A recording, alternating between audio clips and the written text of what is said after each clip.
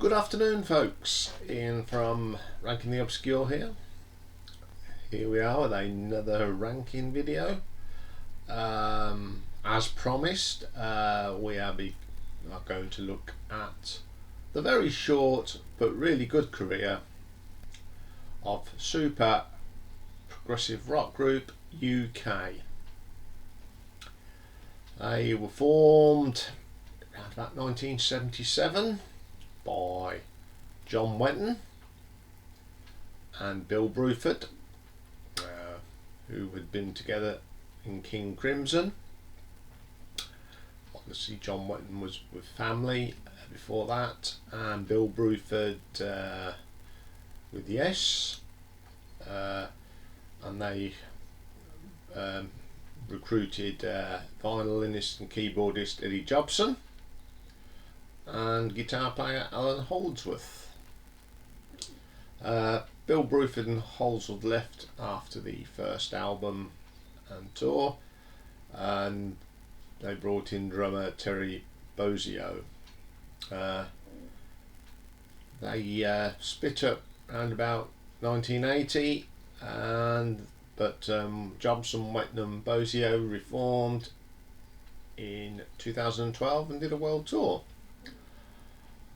So only two studio albums and a handful of live albums.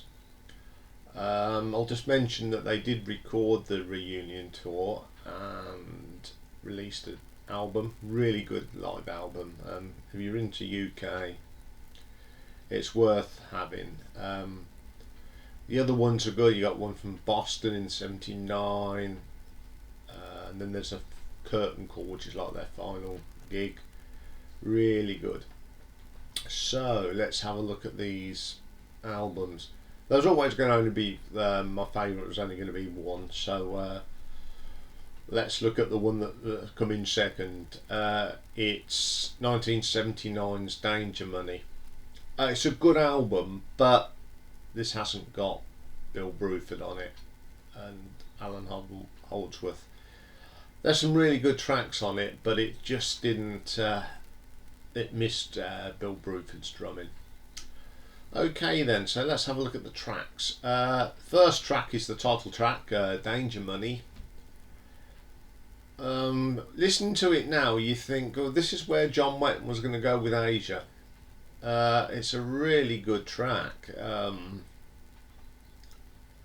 think this is where, obviously after this, John Wetton made his solo album, and then he went on to do Asia. But this is like the early roots of Asia. You knew what was coming. It's got that feel.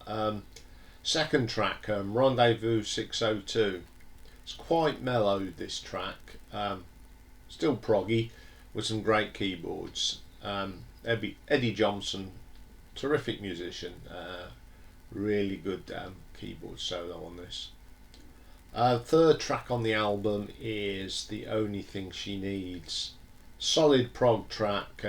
Not bad drumming actually from Bozzio.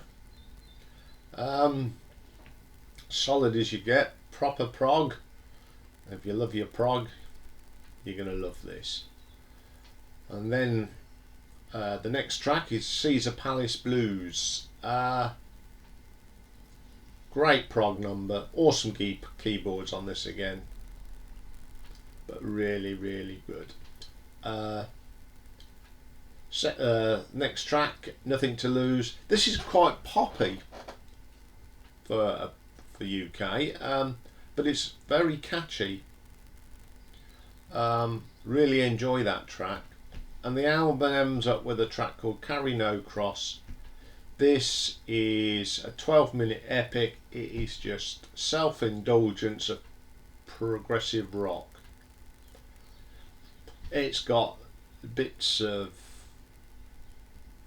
things that that you get in Yes, in little bits of Rush in there. King Crimson, of course. It's just a brilliant song, best song on the album. Okay, so everyone must now know what my number one is. It was a debut album from 1978. self-titled as well, UK. I remember the first time I heard this, which would have been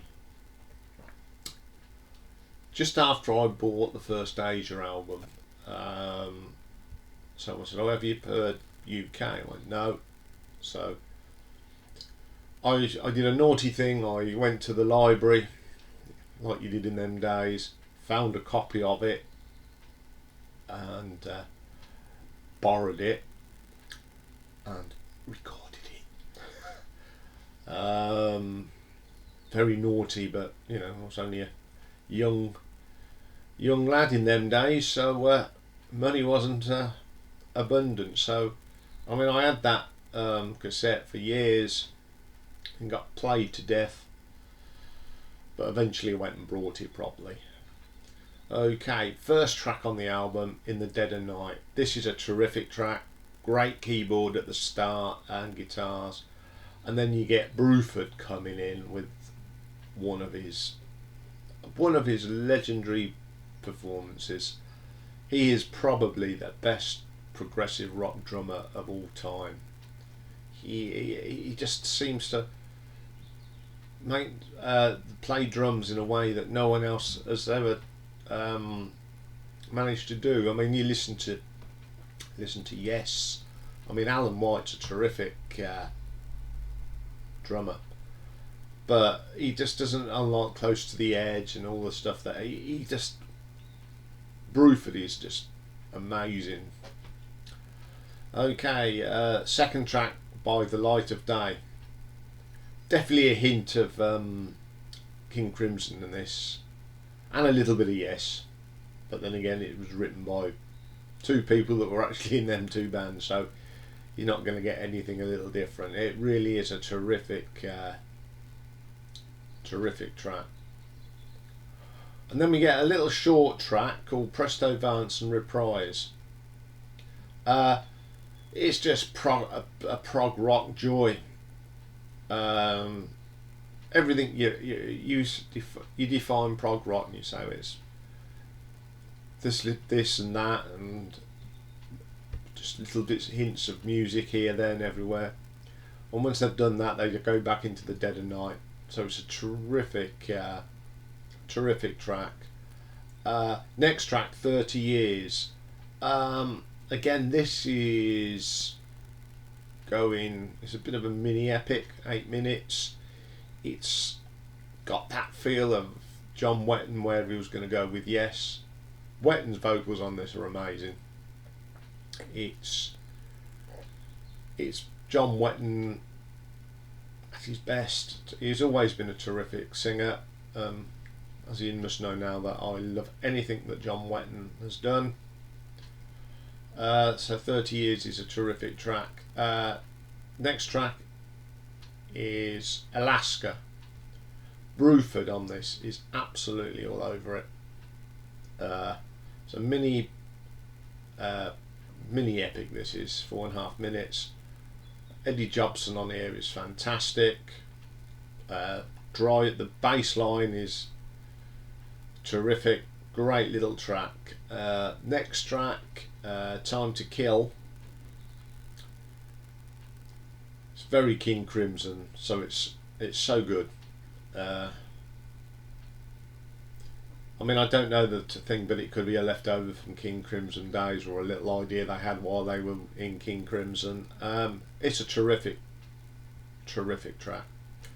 Then we get Nevermore. More of that Yes style prog rock. It's a combination, I think, of Close to the Edge, bits of, the sound of the Gates Delirium as well, and Bruford again, all over this. John Wetton's bass, terrific. Longest track on the album, just over 8 minutes. Absolutely brilliant. And the album ends up with a track called Mental Medication. This has got a combination of a Yes King Crimson sound with jazz fusion. It's just fabulous. Listen to it under the headphones and it just blows you away. So there's the very short but fantastic career of UK. I'm sure that John Wetton will appear again here somewhere along the lines, but for now I'll say goodbye and I will speak to you all very shortly.